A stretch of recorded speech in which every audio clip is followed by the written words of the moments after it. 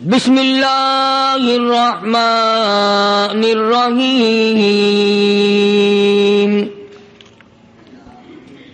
فَإِنْ آمَنُوا بِمِثْلِ مَا آمَنْتُمْ بِهِ فَقَدِ اهْتَدَوْا وَإِنْ تَوَلَّوْا فَإِنَّمَا هُمْ فِي شِقَاقٍ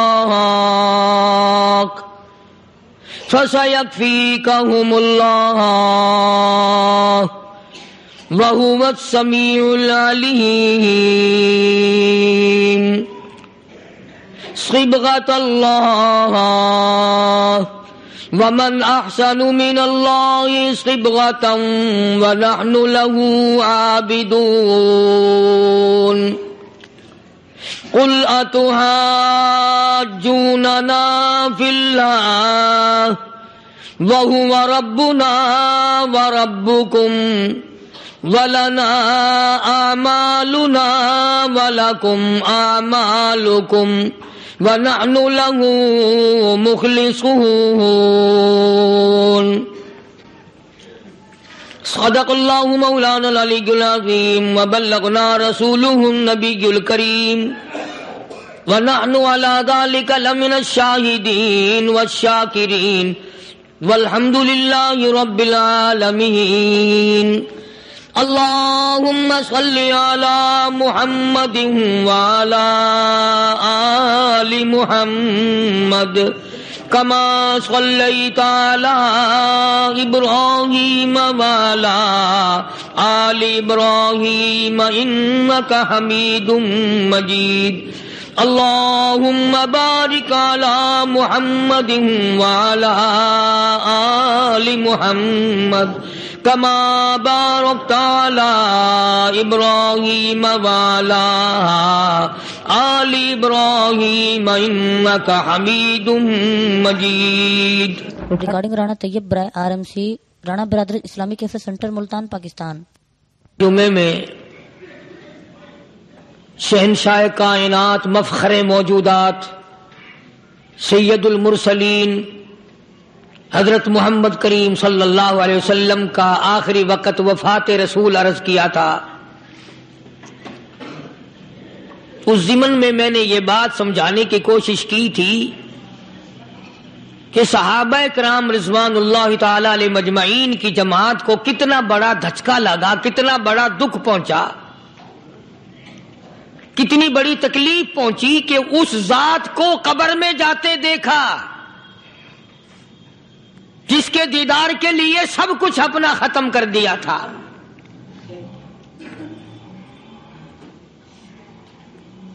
اندازہ لگائیں آپ، بعد صحابی کی پسلیاں توڑ کے رکھ دی گئیں، اور جب اس کو کہا گیا کہ تھوڑا سا پانی پی لے، کہتا نہیں، جب تک میں آقا کا دیدار نہ کر لوں ایک گھونٹ پانی کا نہیں پی سکتا.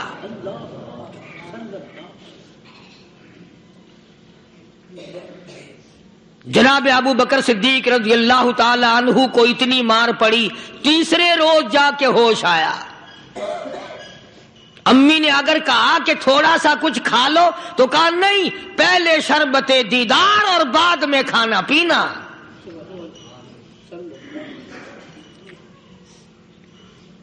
بے شمار صحابہ اکرام ہیں. اس لیے کہتا ہوں اندازہ لگا مدینہ منورہ میں کیا حال بنا ہوگا.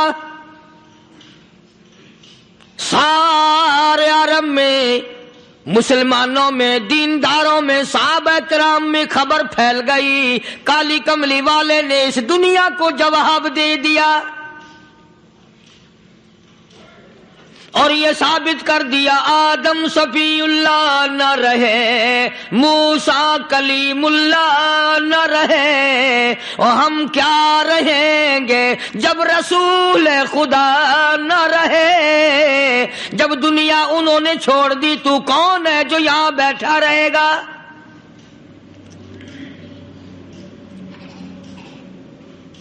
سیدنا فاروق اعظم رضی اللہ تعالیٰ عنہ جیسے بہادر فرمانے لگے جو یوں کہے گا میرے نبی فوت ہو گئے میں اس کی گردن اتار ماروں گا. میرا نبی فوت نہیں ہو سکتا, میرا نبی دنیا سے نہیں جا سکتا, میرا نبی ہمیشہ ہمیشہ کے لیے رہے گا. لیکن جناب ابو بکر صدیق نے قرآن کریم کی آیت سنا کر کے سمجھایا, فرمایا وما محمد الا رسول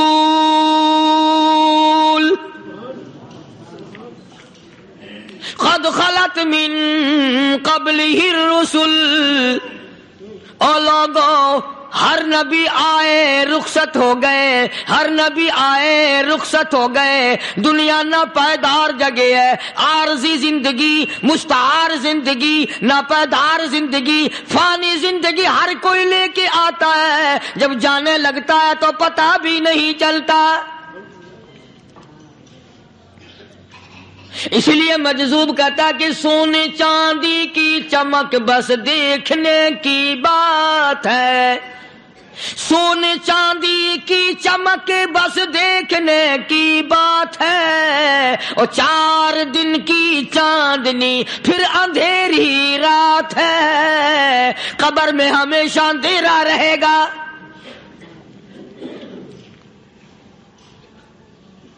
صحابہ اکرام نے وہ صدمہ دیکھا, وہ پریشانی دیکھی, کائنات میں کسی نے نہیں دیکھی.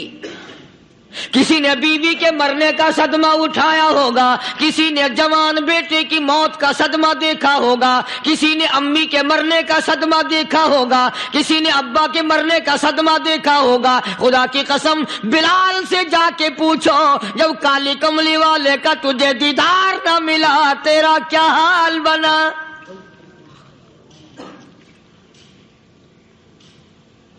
صحابہ اکرام نے وہ عشق نبھایا, کمال کر دیا. بڑے سے بڑی مصیبت آئی, اسلام کا سودا نہیں, ایمان کا سودا نہیں, دنیا کی طرف آئے ہی نہیں. کون ان حضرات کا مقابلہ کرے گا؟ کئی لوگ کہہ دیتے ہیں جی صحابہ انسان تھے, ان سے بھی غلطی ہو. میں ٹھیک ہے, میں کہتا ہوں تھے تو انسان, پر یہ دیکھو شاگرد کس کے ہیں.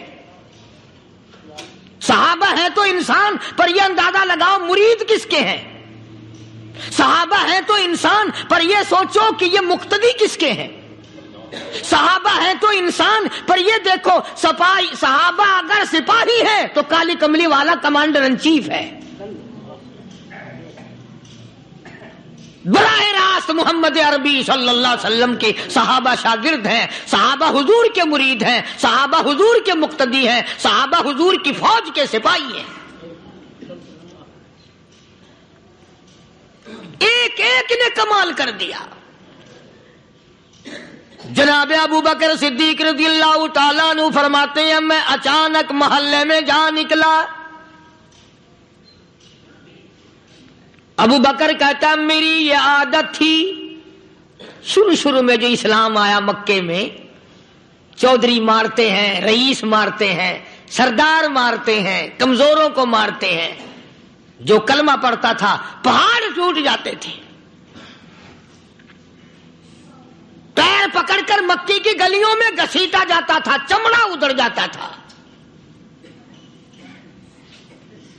آج یہ بات کہنا بڑا آسان ہے.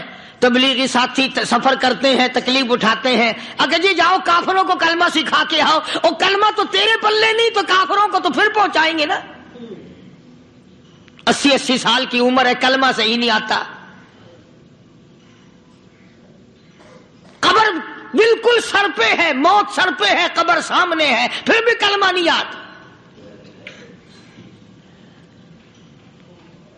اور میں تو کئی مرتبہ کہا کرتا ہوں کہ یہ بھی فکر کیا کرو کہ اس نبی کی ذات پر تم درود پاک پڑھتے ہو صلی اللہ علیہ وسلم, جس کی ذات پہ خود خدا درود بھیجتا ہے, فرشتے بھیجتے ہیں. ہزاروں بار مشک و عنبر سے منہ دھو کر کے اگر درود پڑھو تو ڈرنا چاہیے بے ادبی نہ ہو جائے. تو غلط ہو درود پڑھتا ہے نبی کی ذات پہ.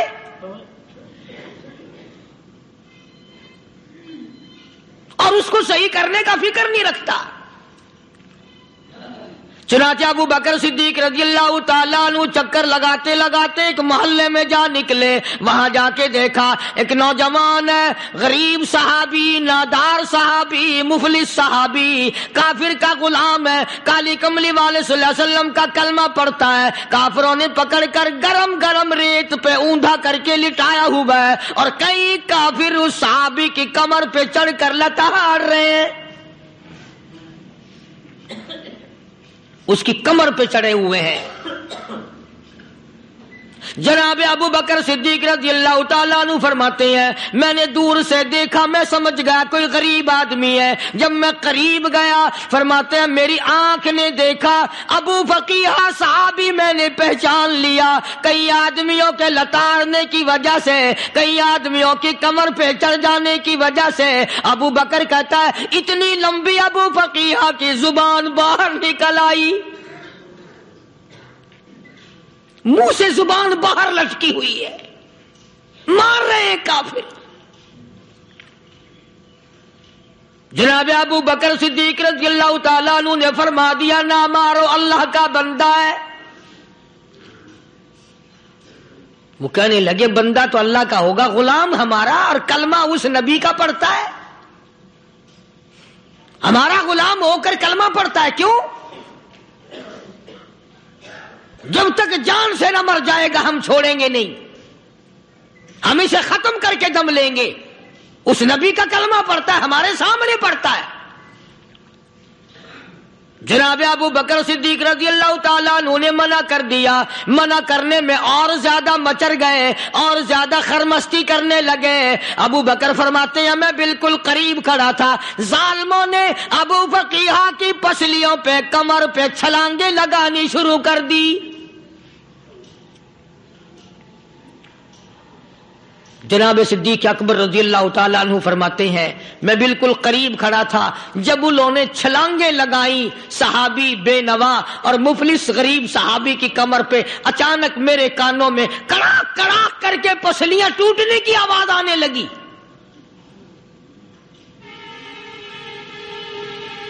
میرے سے برداشت نہ ہوا، میں برداشت نہ کر سکا.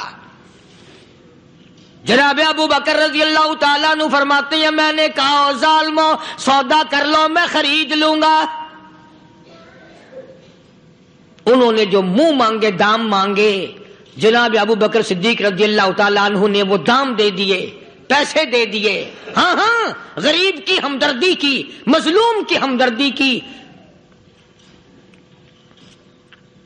آج ہمارے پاس جو پیسہ ہے وہ کنجری پہ خرچ ہو سکتا ہے، بدماشی پہ خرچ ہو سکتا ہے، ٹیپ ٹلو اور فیشن پہ خرچ ہو سکتا ہے، اللہ کے دین پہ خرچ کرنے کی ہمیں توفیق نہیں ہوتی.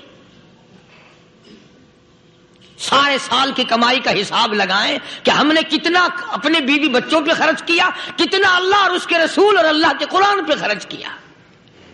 100-2% بھی نہیں بنتا.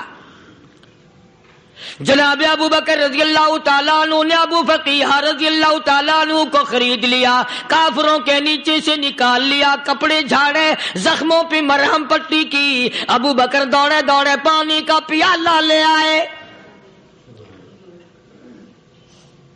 اور فرمانے لگے ابو فقیہ تجھے بڑی مار پڑی ہے، بڑی تکلیف پہنچی ہے، میں نے تیری زبان باہر لٹکی ہوئی دیکھی، نکلی ہوئی دیکھی، خشکی آ گئی ہوگی، زبان پہ کانٹے جم گئے ہوں گے، تھوڑا سا پانی پی لے.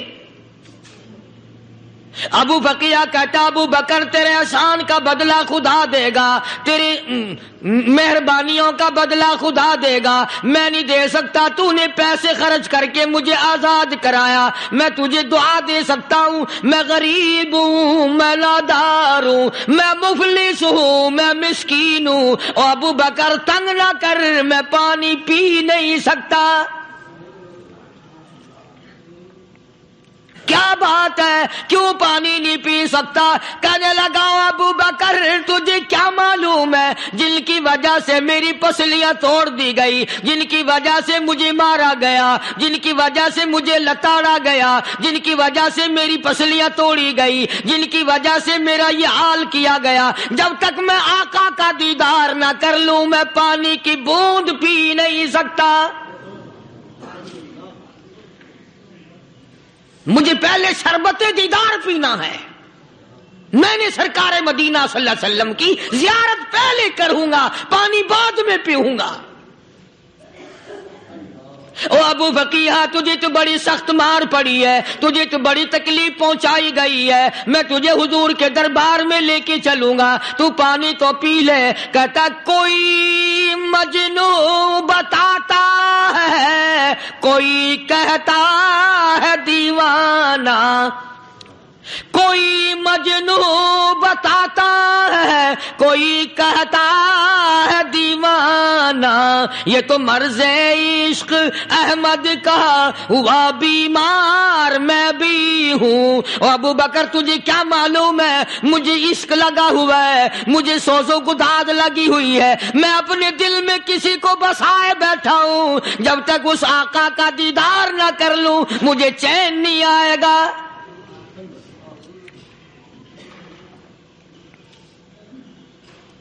ہمیں عورتوں سے محبت ہے، ہمیں اولاد سے محبت ہے، ہمیں کوٹھی بنگلے سے پیار ہے، ہمیں روپے سے پیار ہے، ہمیں بڑی جاہ و حشم سے پیار ہے، اور خدا اور اس کے رسول سے پیار کرنے والے لوگ مدینے کے قبرستان میں سو گئے،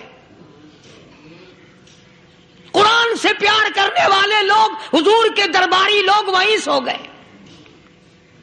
اندازہ لگاؤ، کوئی مار کھا کے اپنے ماں باپ کے پاس جائے گا، کوئی بھائی برادری میں جائے گا، کوئی تھانے میں رپورٹ لکھوانے جائے گا، کوئی اسپتال میں سرٹیفکیٹ لینے جائے گا، کوئی ڈاکٹری کرانے جائے گا۔ ابو فقیہ تم کتنے خوش نصیب ہو، امام الانبیاء کے دربار میں چلے ہو۔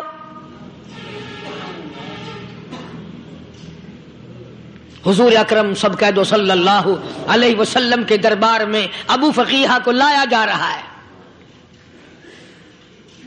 علماء نے لکھا ہے کہ جب ابو فقیہ حضرت کے دربار میں پہنچے تو خبر تو پہلے تھی نا کہ بڑی مار پڑی ہے، رحمت کائنات نے اٹھ کر سینے سے لگا لیا، تشریف فرما ہوئے،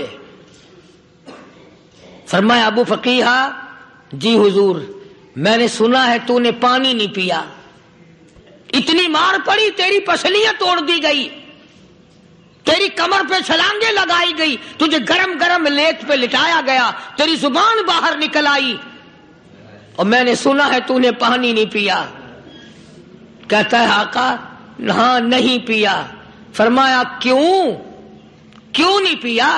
کہتا ہے آقا میں اس وقت پانی پیتا، میرے منہ میں صرف پانی جاتا، اب پیوں گا ہاتھ تیرا ہوگا، منہ میرا ہوگا، پانی میرے منہ میں جائے گا، مجھے حوض کوثر کا مزہ یہی آ جائے گا،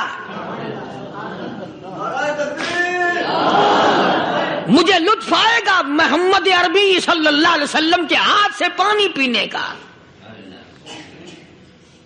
علماء نے لکھا ہے کہ حضرت نے جب اپنے رحمت والے ہاتھ سے وہ انگلی چاند کو اشارہ کیا، جگر پھنس کر ٹکڑے ہو گئے، وہ انگلی اشارہ کیا، سورج واپس ہو گیا، وہ انگلی درخت اپنی جڑیں چھوڑ کر پیغمبر کے قدموں میں آ گئے، وہ انگلی جن میں کنکر پہاڑ کے لیے تو کلمہ پڑھنا شروع کر دیا، وہ انگلی اونٹ کی طرف کی تو بول پڑا، وہ انگلی چڑیاں سامنے آئی تو انہوں نے شکایت کر دی، وہ انگلی جن کو دیکھ کر کے بیت اللہ پھر گیا۔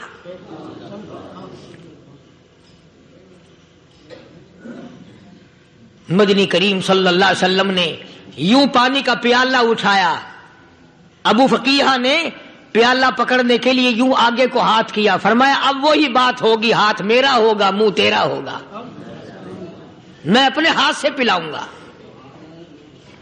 ابو فقیہ کو پانی پلا دیا، اور پانی پلانے کے بعد پوچھا اب تیرا کیا حال ہے، اب حال کیا ہے؟ کہتا ہے آقا تیرے چہرے پہ فدا شمس و قمر، تیرے چہرے پہ فدا شمس و قمر، تیری زلفوں پہ تصدق شام و سحر، تیرے چہرے پہ فدا شمس شمس و قمر تیری زلفوں پہ تصدق شام و سحر، رخسار پہ ٹھہرے کس کی نظر، تیری بانکیں ادا کا کیا کہنا، اور کالی کملی والے تیری زیارت ہوئی سارے دکھ بھول گیا، میرے سارے غم ٹل گئے، میرے سارے دکھ دور ہو گئے، میری ساری پریشانی دور ہو گئی، اور میں تو اب مزے میں ہوں۔ جناب ابو بکر صدیق رضی اللہ تعالیٰ عنہ نے مال خرچ کیا، صحابہ کرام کی جانیں بچائیں۔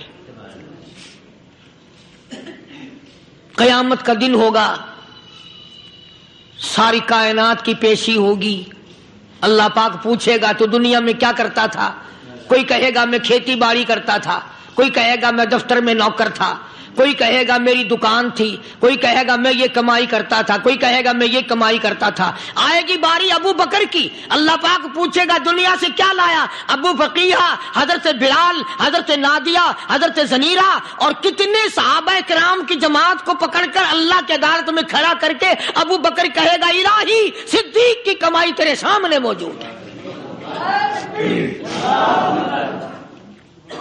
مبارک ہیں یہ لوگ کہ ان حضرات نے محض اللہ اور اس کے رسول کریم صلی اللہ علیہ وسلم کو راضی کرنے کے لیے اپنا سب کچھ قربان کر دیا، اور خود رسول کریم صلی اللہ علیہ وسلم نے ان کو ایسی تعلیم دی، ایسے اخلاق دیے کہ حد ہو گئی۔ دربار رسالت ہے، ایک کافر مسافر آتا ہے بھی کافر، ہے بھی مسافر، ہے بھی معمر، بوڑھا آدمی ہے۔ کبھی کبھی سوچتا ہوں کہ اس زمانے کے تو کافروں میں بھی کوئی خوبی ہوا کرتی تھی، منافقت تو نہیں تھی نا، منافقت نہیں تھی، چال بازی نہیں کرتے تھے، ہیرا پھیری نہیں کرتے تھے۔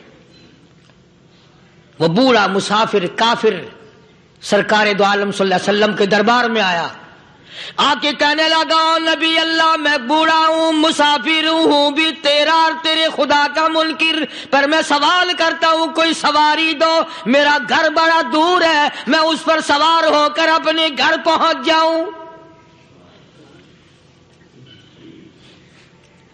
حالانکہ مسلمانوں کے پاس سواریاں کہاں تھی، خود تنگی میں تھے، وطن چھوڑ کے آئے، قربانیاں دے کے آئے، پتے چباتے ہوئے آئے، پانی پورا رج کے پینے کے لیے پانی نہیں ملتا، اور حضور کریم صلی اللہ علیہ وسلم کو پتا تھا کہ یہ سوال کرنے والا ہمارے عقیدے کا نہیں، رحمت کائنات کا دریائے کرم جو اس میں آیا، صحابہ کرام کی طرف خطاب کر کے فرمایا کون ہے جو آج میں محمد الرسول اللہ صلی اللہ علیہ وسلم کو سواری دے، کون ہے جو آج مجھے سواری دے، میں جنت میں اعلیٰ درجے کی سواری کا وعدہ کرتا ہوں۔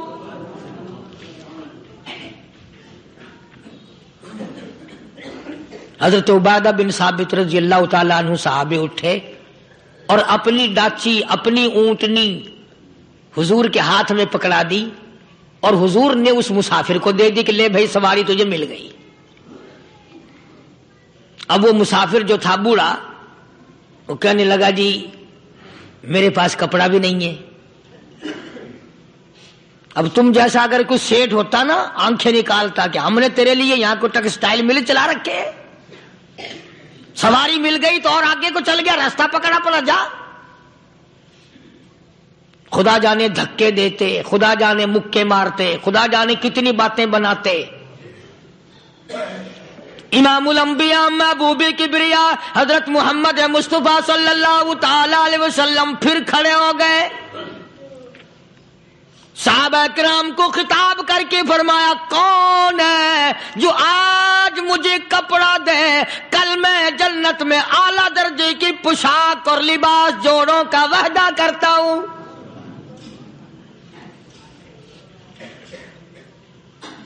ایک صحابی نے اپنا کپڑا اتار کر حضور کے ہاتھ میں دے دیا صلی اللہ علیہ وسلم، یعنی ان کو کتنا یقین ہے حضور کی زبان پہ، سودا جنت کا ہو رہا ہے، زبان ہے کالی کملی والے کی، سودا ہو رہا ہے جنت کا. اور آج تمہیں سارا قرآن سنا دو، اس سنانے والے کا بھی ڈلا تے سننے والا مولوی کہتے ہی رہتے ہیں یار کوئی بات نہیں، جنت کس نے دیکھی ہے؟ صحابہ اکرام میں سے کسی نے کپڑا دے دیا، حضور کریم صلی اللہ علیہ وسلم نے کپڑا لیا اور اس مسافر کو دے دیا کہ لے بھی کپڑا بھی مل گیا. ہے بھی کافر، اپنے عقیدے کا نہیں، اپنے قبیلے کا نہیں، اپنے خاندان کا نہیں. اب وہ کہنے لگا کہ نبی اللہ مجھے بھوک بھی لگی ہے، میں نے روٹی بھی کھانی ہے. مدنی کریم صلی اللہ تعالی علیہ وسلم پھر کھڑے ہو گئے اور صحابہ کرام کو خطاب کر کے فرمایا کون ہے جو مجھے آج کھانا دے، روٹی دے، کل میں جنت میں اعلیٰ درجے کے کھانے کا وعدہ کرتا ہوں.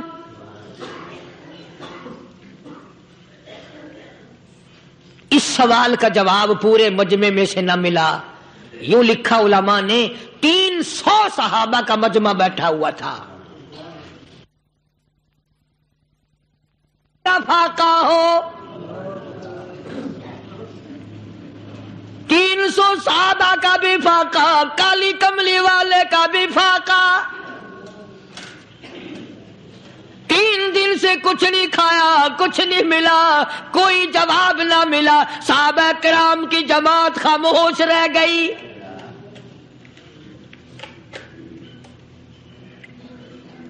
سلمان فارسی رضی اللہ تعالیٰ عنہ اٹھے اور اس مسافر کا ہاتھ پکڑا اور کہنے لگا میں تجھے ایسے دروازے پہ لے کے چلوں گا جہاں سے کچھ نہ کچھ کھانے کے لیے مل جائے گا. آیا ہے سلمان فارسی مسافر کو لے کر خاتون جنت سیدہ فاطمہ الزہرا رضی اللہ تعالیٰ عنہا کے دروازے پہ اور آواز لگائی یا اہل بیت رسول اللہ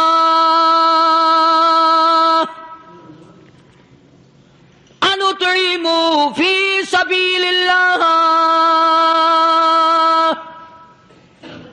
او نبی کی لخت جگر، نبی کی نوری نظر اور نبی کے جگر کے ٹکڑے اور کالی کملی والے کی بیٹی اے فاطمہ، ایک آدمی بھوکا ہے، کھانا کھلانا ہے، اس کے لیے کھانا بھیجو.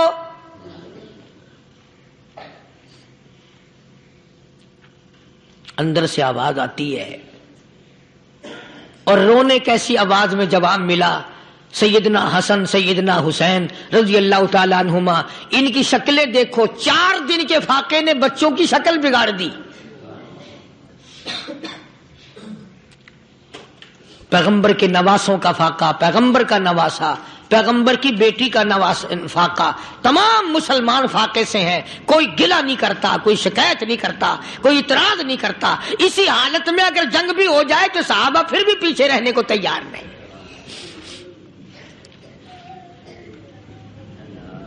جب اندر سے یہ جواب ملا کہ تمہارا تو 3 دن کا فاقہ ہے، فاطمہ کہتی ہے میرا اور میرے بچوں کا 4 دن کا فاقہ ہے. تو سلمان فارسی اس مسافر کو لے کے واپس ہونے لگا. اندر سے آواز آتی ہے خالی نہ جاؤ، میرے سر کی چادر لے جاؤ، یہ لے جا کر یہودی کے پاس گروی رکھ دو، گہنا رکھ دو، غلہ لے آؤ، میں پیس پکا کے کھلا کے بھیجوں گی.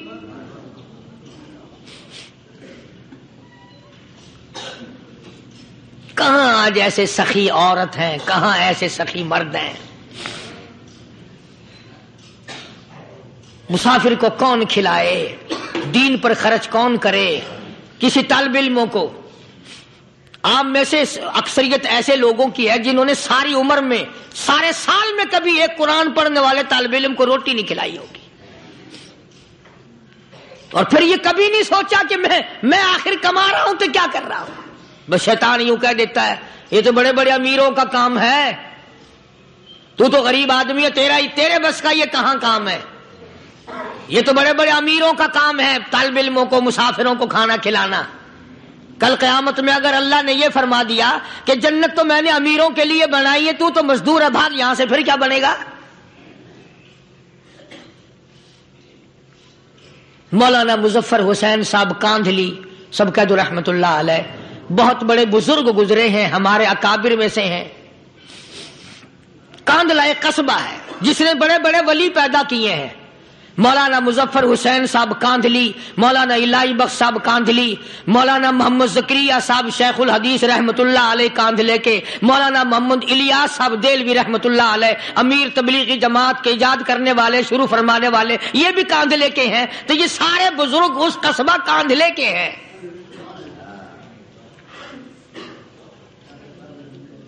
تو مولانا مظفر حسین پانی پت سے پیدل چل دیے اپنے کاندھلے کرانے کی طرف۔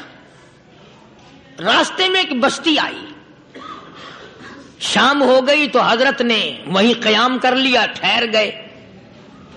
عصر کی نماز پڑھی، مغرب کی نماز پڑھی، مسجد میں صفائی کی، اذان دی، کوئی ایک آدھ آدمی آیا تو جماعت کر لی۔ وہ جو آدمی آیا اس نے پوچھا مولانا آپ مسافر ہیں؟ کہ جی ہاں۔ کہ رات کو یہیں رہو گے؟ کہ جی حضور۔ وہ آدمی 3 روٹیاں لے کر آیا اور مولانا نے وہ تینوں روٹیاں کھا لی اور سو گئے۔ تو مولانا فرماتے ہیں کہ مجھے اس رات میں حضور اکرم صلی اللہ علیہ وسلم کا 3 مرتبہ دیدار مل گیا۔ 3 مرتبہ حضور کی مجھے زیارت ملی۔ مولانا فرماتے ہیں میں تو اگلے دن بھی وہاں ٹھہر گیا کہ یہ جگہ چھوڑنے کی ہے، جہاں اتنی بڑی دولت ملے یہاں تو ساری عمر پڑا رہے آدمی۔ تو حضرت فرماتے ہیں کہ اگلے دن وہی مسافر، مولانا مسافر ہیں، وہی آدمی ہے، 2 روٹیاں لے کر آیا اور مولانا فرماتے ہیں میں نے 2 روٹیاں کھا لی تو اس رات کو مجھے 2 مرتبہ حضور صلی اللہ علیہ وسلم کا دیدار ملا۔ میں تیسرے دن بھی وہیں ٹھہر گیا۔ تیسرے دن شام کو وہی آدمی 1 روٹی لے کر آیا اور میں نے وہ روٹی کھا لی تو اس رات کو حضور کریم صلی اللہ علیہ وسلم کی 1 مرتبہ زیارت ہوئی، 1 مرتبہ دیدار ملا۔ تو مولانا فرماتے ہیں میری سمجھ میں یہ بات بیٹھ گئی کہ یہ نہ تو جگہ کی برکت نہ بستی کی برکت، یہ تو اس کی روٹیوں کی برکت ہے۔ 3 کھائی تو 3 مرتبہ دیدار ہوا، 2 کھائی تو 2 مرتبہ دیدار ہوا، 1 کھائی تو 1 مرتبہ، یہ تو اس کی روٹی کی کرامت ہے۔ تو وہی آدمی جو روٹی لانے والا تھا وہ کہنے لگا مولانا کل آپ تشریف لے جائیں، یہاں نہ ٹھہرنا۔ تو حضرت فرماتے ہیں میں نے کہا کیوں بھائی، مجھے تو ایسی دولت مل رہی ہے میں یہیں پڑا رہوں۔ وہ کہنے لگا اللہ والے آپ کو پتہ نہیں، پرسوں میں مزدوری کر کے اتنا ہی آٹا لایا تھا کہ 3 روٹیاں بنی، اتنا ہی آٹا بنا تھا، 3 روٹیاں بنی، میں اپنے نام کی روٹی اٹھا کے چل دیا۔ میری بیوی نے پوچھا کہاں؟ میں نے بتایا مسجد میں ایک اللہ والا مسافر ہے۔ وہ کہنے لگی میں بھی فاقہ کر لوں گی، میرے نام کی روٹی بھی اس مسافر کے لیے لے جا۔ کہتا ہے میں نے دونوں اٹھا لی، تیسری روٹی ایک بچہ ہمارا اس کے لیے چھوڑ دی۔ وہ بچہ کہنے لگا اچھا ماں باپ جنت میں جائیں، بیٹا کدھر رہے گا، میں بھی فاقہ کروں گا، میرے نام کی بھی لے جا۔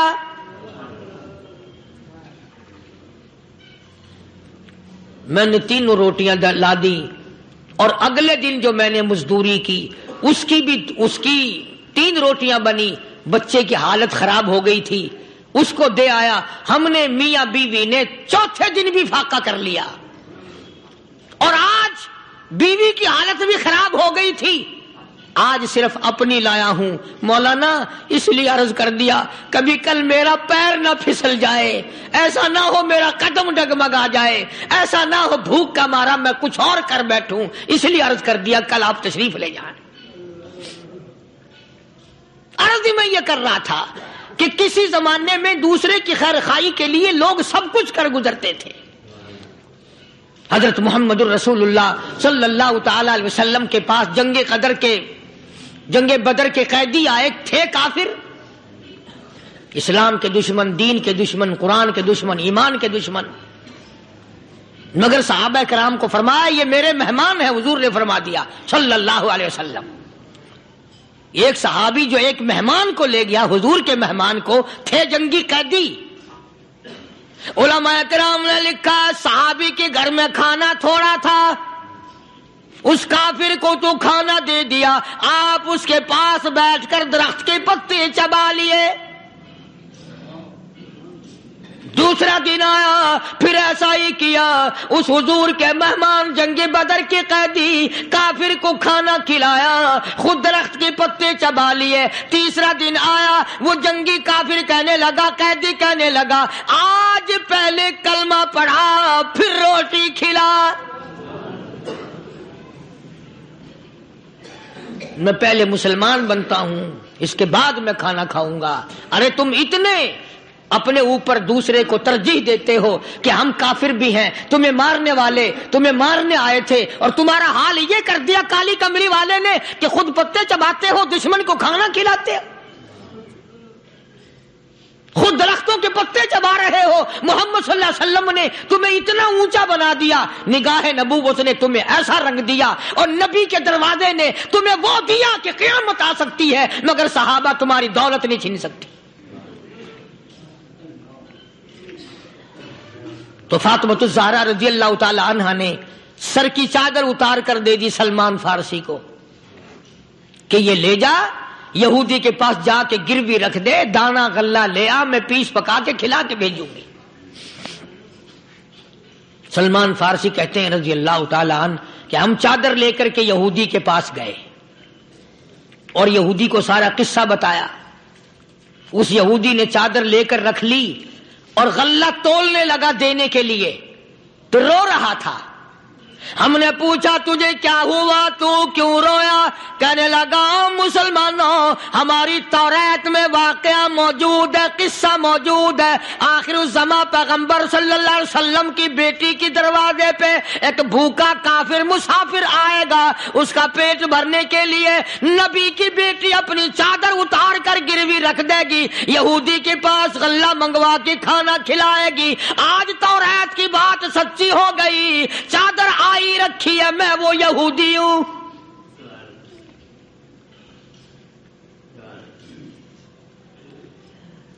اور غلہ تول کر دے دیا. سلمان فارسی کہتے ہیں یہودی میری ساتھ ساتھ چل دیا. خاتون جنت سیدہ فاطمہ الزہرا رضی اللہ تعالی عنہا کے دروازے پہ آیا، اور جب ہم نے غلہ دے دیا، چادر بھی اندر یہودی نے پہنچا دی کہ میں چادر بھی واپس دینے آیا ہوں. اور سلمان کو کہنے لگا اب دیر نہ لگا، دیر نہ کر. کیوں؟ میری توریت نے تصدیق کر دی کہ یہ نبی برحق ہے. اب ایسا نہ ہو میرا دم نکل جائے، میں کفر پہ مر جاؤں. جلدی کر، مجھے سرکار کے دربار میں لے چل، میں مسلمان بنتا ہوں.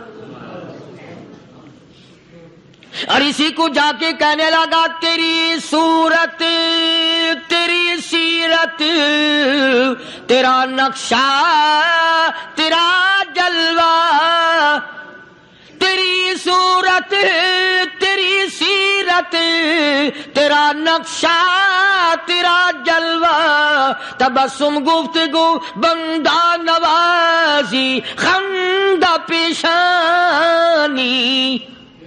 او کالی کملی والے میرا دل ہو، تیرا گھر ہو، تیرا در ہو، میرا سر ہو. تمنا مختصر سی ہے مگر تمہید طولانی. یہودی نے ضد نہیں کی. آج کا مسلمان کہلانے والا ضد کرتا ہے، ضد ضد میں مارا جاتا ہے. ہائے ہم یوں ہیں، یہ یوں ہے. وہ یہودی اچھا نکلا، ذرا سی بات اس کے سامنے آئی فوراً سمجھ گیا، سرکار کے دربار میں جا کر غلامی قبول کر لی. بے شمار صحابہ کرام ہیں جنہوں نے اللہ کی راہ میں وہ دکھ اٹھائے، وہ پریشانیاں جھیلیں. اللہ غنی مکہ مکرمہ میں سیدنا ابو جندل رضی اللہ تعالی عنہ صحابی ہے، ایمان قبول کر لیا، کلمہ پڑھ بیٹھا، بس کافروں کے لیے مشغلہ بن گیا، تماشا بن گیا. روزانہ مارتے ہیں. اندازہ لگاؤ مسلمانوں، ملتان کے رہنے والوں، سارا مکہ مارنے والا ایک ابو جندل مار کھانے والا. لڑکے مارتے ہیں، جوان مارتے ہیں، بوڑھے مارتے ہیں، پیر پکڑ کر مکے کی گلیوں میں گھسیٹے گھسیٹے پھرتے ہیں. رحمت کائنات حضرت محمد رسول اللہ صلی اللہ تعالی علیہ وسلم عمرے کے لیے تشریف لائے ہیں. کفار مکہ نے روک دیے. حدیبیہ میں مکے سے 6 میل پر حضور صلی اللہ علیہ وسلم تشریف فرما ہے. صحابہ کرام کی فوج ہے، لشکر ہے، سرکار دو عالم ہے صلی اللہ علیہ وسلم. ذرا توجہ کرنا، کلیجے پہ ہاتھ رکھ کے. ابو جندل کے پیروں میں بیڑیاں ڈال رکھی ہیں، چلا نہ جائے، مدینے نہ بھاگ جائے، کھسک نہ جائے، نکل نہ جائے. ابو جندل یہ آس لگا کر، یہ آرزو لگا کر مدینے کی طرف چلا جاؤں گا. مسلمان قریب آئے ہوئے، ان میں شامل ہو جاؤں گا، میں بھی آزادی سے نماز پڑھوں گا، کالی کملی والے کا دیدار کیا کروں گا. میرے مصیبتوں کے دن ختم ہو جائیں گے، میری تکلیف کے دن ختم ہو جائیں گے، میری مصیبتیں ٹل جائیں گی. گرتا پڑتا پہاڑوں کے اوپر سے چڑھتا اترتا بڑی مشکل سے حضور کے دربار میں پہنچا.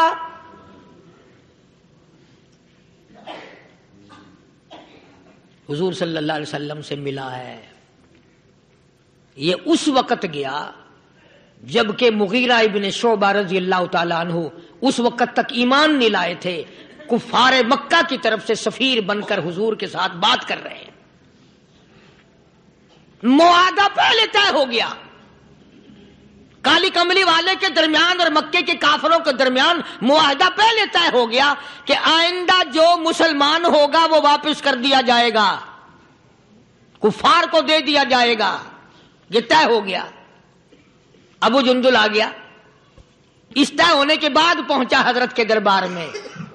آپ نے ان کافروں کو یہ بھی فرمایا بھئی ابھی تو لکھا بھی نہیں گیا.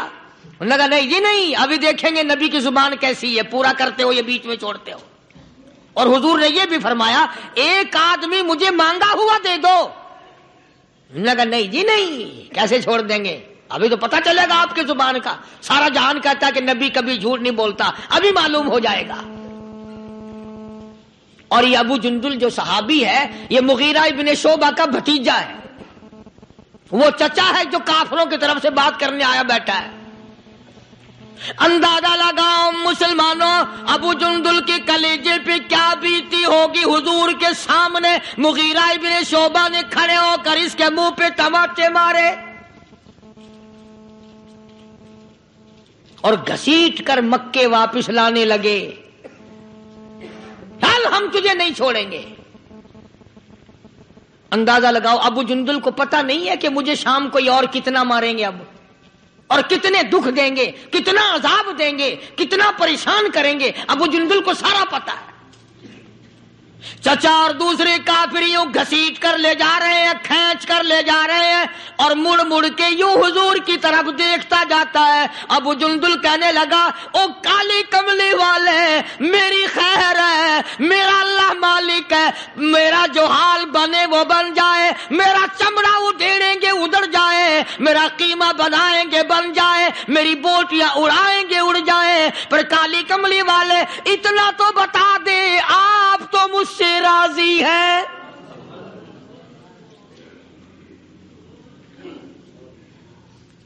آپ اتنا فرما دیں آپ تو راضی ہیں نا.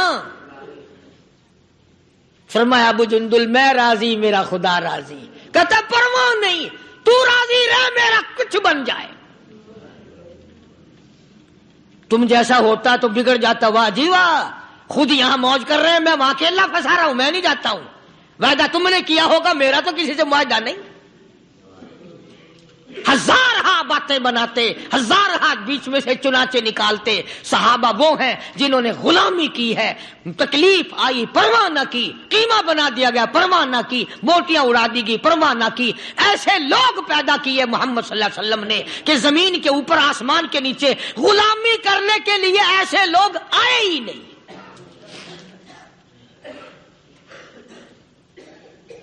تبھی تو ہم مسلمانوں کا یہ عقیدہ ہے کہ ایک طرف 1 کروڑ ولی 1,00,000 قطب اور ابدال اور غوث، عالم اور قاری اور حافظ اور پیر اور فقیر اور درویش کروڑوں جمع کر دو، خدا کی قسم بلال کے پیروں سے اڑی ہوئی خاک کا مقابلہ نہیں کر سکتے۔ تمہیں کیا معلوم ہے کہ خداوند عالم نے ان کو کتنا نوازا ہے، کتنی عظمت دی ہے۔ وہ فرمایا صبغۃ اللہ، اللہ کا چڑھایا ہوا رنگ ہے، وَمَنْ أَحْسَنُ مِنَ اللَّهِ صِبْغَةً وَنَحْنُ لَهُ عَابِدُونَ۔ کون اللہ کے چڑھائے ہوئے رنگ کو اتار سکتا ہے؟ اور جو نشہ خدا چڑھا دے اسے کون اتارے؟ جو خدا کا رنگ ہو اسے کون اتار سکتا ہے؟ یہ جان جا سکتی ہے پر خدا کا چڑھایا ہوا رنگ اور نشہ اتر نہیں سکتا۔ قرآن گواہ ہے، مصطفیٰ کریم کا فرمان گواہ ہے، یہ زمین و آسمان گواہ ہے کہ محمد صلی اللہ علیہ وسلم کے غلاموں نے اتنی اطاعت کی، اتنی فرما برداری کی کہ حد کر دی، دنیا اس کی مثال نہیں قائم کر سکتی۔ مسجد میں جماعت آئی ہوئی ہے، اس کا قیام صبح تک رہے گا۔ علاقے کے دوستوں کو، لوگوں کو چاہیے کہ وہ جتنا وقت بھی ان کے ساتھ خرچ کر سکیں اس سے گریز نہ کرو۔ نہ جانے قبر کے جانے میں 1 دن ہے یا مہینہ ہے یا سال ہے، اس زندگی میں سے اگر 2-4 گھنٹے اللہ کی راہ میں لگ گئے تو بہت ممکن ہے کہ یہی گھڑیاں نجات کے لیے ذریعہ بن جائیں۔ اللہ تبارک و تعالی مجھے اور آپ کو عمل کی توفیق عطا فرمائے۔ باقی ایک بات اور مجھے عرض کرنی ہے آج، چونکہ وہ 19 تاریخ قریب آ گئی۔ بھائی سن 46 میں جب الیکشن ہوا تو ہمارے بڑوں نے اس وقت بھی اسلام کے نام پر ووٹ دیا اور وطن سے بے وطن ہوئے، اجڑے اور آج تک صحیح معنوں میں سیٹ نہیں ہوئے۔ جس نے بھی اسلام کا نام لیا ہم تو اس کے ساتھ لگے اور لگنا چاہیے۔ چنانچہ صدر مملکت صدر محمد ضیاء الحق نے اسلام کا نام لیا ہے، اسلام کا وعدہ فرمایا ہے، محمدی نظام کا وعدہ فرمایا ہے۔ تھوڑی دیر کے لیے اگر وہ نہیں کرے گا تو ہمارا کیا لے گا؟ وہ اپنا بگاڑے گا، ہمارا تو بنتا ہے نا۔ ہم سب کو مل کر بڑی کوشش کے ساتھ اسلام کے حق میں اور ہاں کے ووٹ ڈالنے چاہیے۔ شاید تم میں سے کچھ لوگ یہ سوچ رہے ہوں گے کہ شاید کوئی رات آیا ہوگا، کوئی قاری حنیف کو پیسے ویسے پکڑا گیا ہوگا۔ میں تو ایسی حیثیت کا آدمی ہوں کہ صدر ضیاء الحق سے لے کر کمیٹی کے بھنگی تک میری کسی سے یاری ہی نہیں۔ مجھے سب جانتے ہیں، میں کسی کو نہیں پہچانتا ہوں۔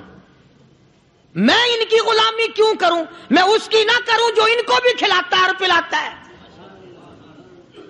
میں تو رات کو بھی دن کو بھی اسی کے دربار میں جھولی پھیلاتا ہوں، اسی کا بندہ ہوں، اسی کا محتاج ہوں، اسی کے دروازے کا فقیر ہوں۔ باقی بہرحال اسلام کا نام لیا ہے اور ہمیں امید ہے، نماز پڑھتا ہے۔ قائد اعظم محمد علی جناح سے لے کر آج تک ایسا صدر بادشاہ کوئی آیا ہی نہیں پاکستان کا جو نمازی ہو۔ دوسرے نمبر پر شراب نہیں پیتا، تیسرے نمبر پر کنجریوں سے بدماشی نہیں کرتا۔ اور حضرت عمر تمہارے لیے قبر سے نکال کے کہاں سے لا کے دیں ہم؟ رہی بات یہ کہ رشوت بہت ہے، گنڈا گردی بہت ہے، بھئی وہ ہم کر رہے ہیں نا، یا آگے مشینری کر رہی ہے، ضیاء الحق تو نہیں کرتا نا۔ تو اس لیے اللہ تبارک و تعالی توفیق دے اس کو بھی، ہم مسلمانوں کو بھی، ہماری اولاد کو بھی، کہ ہم مرتے وقت حضور صلی اللہ علیہ وسلم کے مکمل غلام بن کے مریں، حضور کے لائے ہوئے دستور کے غلام بن کے مریں، اسلام کے مطابق ہمارا دفن کفن ہو اور اسلام کے مطابق ہماری زندگی بسر ہو۔ لہذا آپ حضرات کوشش کر کے ووٹ ڈالنے کے لیے جانا۔ ہماری ایک عادت ہے کہ جب تک آپس میں قریب کا کوئی مقابلے میں نہ کھڑا ہو اس وقت تک نہیں جاتے۔ اب مقابلے میں تو کوئی کھڑا نہیں، جو تمہارے لیے کاریں لے کر آئے گا، ٹانگے لے کر آئے گا، اور پرانی بڈھی جنازے جو ہوں گے انہیں بھی کھینچ کے لے جائے گا بھی ایک ووٹ سے نہ رہ جائے، وہ قصہ تو ہے نہیں۔ تم کوئی بھی نہ جاؤ، کوئی بھی نہ جاؤ، انشاءاللہ پھر بھی صدر ضیاء الحق صدر ہے، کوئی بھی نہ جانا، سارے گھر بیٹھ کے چائے پیتے رہنا، صدر ضیاء الحق پھر بھی صدر ہے۔ تو تم اپنا کالا منہ کیوں کرتے ہو گھر بیٹھے بھائی؟ اس لیے اسلام کا نام، ہم صدر ضیاء الحق کو ووٹ نہیں دیتے، ہم تو جو اسلام کا نام لے گا ہم تو اس کی غلامی کریں گے، جو محمدی نظام کا نام لے گا ہم تو اس کی غلامی کریں گے۔ اللہ تعالیٰ سارے ملک کی حفاظت فرمائے اور عالم اسلام کی حفاظت فرمائے۔ وآخر دعوانا الحمدللہ رب العالمین۔ اللہم صلی وسلم وبارک علی سیدنا و مولانا محمد النبی الامی الہاشمی وعلی آلہ واصحابہ برۃ الکرام۔ یا اللہ سب بیماروں کو شفا عطا فرما۔ یہ سلیمان ہے حاجی، اس کا بھتیجا بیچارہ جل گیا، بہت بدن سڑ گیا ہے اسپتال میں، اللہ تعالیٰ سے انتقام عطا فرمائے۔ عبید اللہ میرا ایک بچے کی طرح سے ہے، اللہ تعالیٰ اس کے والدین کی پریشانیوں کو دور فرمائے، ان کے گھریلو مسئلے کو دور فرمائے۔ یہ عبد الرحمان ہے، اس کی والدہ کی طبیعت ذرا ٹھیک نہیں، اللہ تعالیٰ حجن کی طبیعت کو صحیح فرمائے۔ ایک دوست یعقوب ہے وہ بھی بیمار ہے، اس کے لیے ساتھی ہے محمد یعقوب بیمار ہے، اللہ پاک سارے بیماروں کو شفا عطا فرما۔ عبد الرحمان کی والدہ حاجن کو، سارے گھر کو طبیعت ہو، اللہ پاک فضل فرمائے، ہم سب کو صحت کاملہ عطا فرمائے۔ وہ قاری عبد الاول نے کئی جمعوں سے آ رہا، دیکھو اذان کا مزہ نہیں آتا، اللہ تعالیٰ صحت کاملہ عطا فرمائے، اسے بھی اور اس کے بچوں کو بھی۔ اللہ تعالیٰ ہم سب مریضوں کو شفا عطا فرما، سب کی بیماریوں کو دور فرما، پریشانیوں کو دور فرما۔ ایک لڑکا آیا ہمارے پاس، وہ کہتا ہے کہ میری ہمشیرہ کے لیے دعا کریں، اللہ تعالیٰ اسے اولاد دے۔ کسی دوست ہاں کوئی ساتھی ہے وہ اپنی ہمشیرہ کے لیے دعا کراتا ہے، اللہ پاک اسے بچہ عطا فرمائے۔ یا اللہ جس کی گود خالی اس کی گود بھر دے، جس کی جیب خالی اس کی جیب بھر دے، جس کا گھر خالی اس کے گھر کو پر کر دے۔ یا اللہ نماز اور قرآن سے ہم سب کو آباد فرما۔ یا اللہ ہمیں کلمے اور ایمان والی موت عطا فرما، سارے پاکستان کی حفاظت فرما۔ پاکستان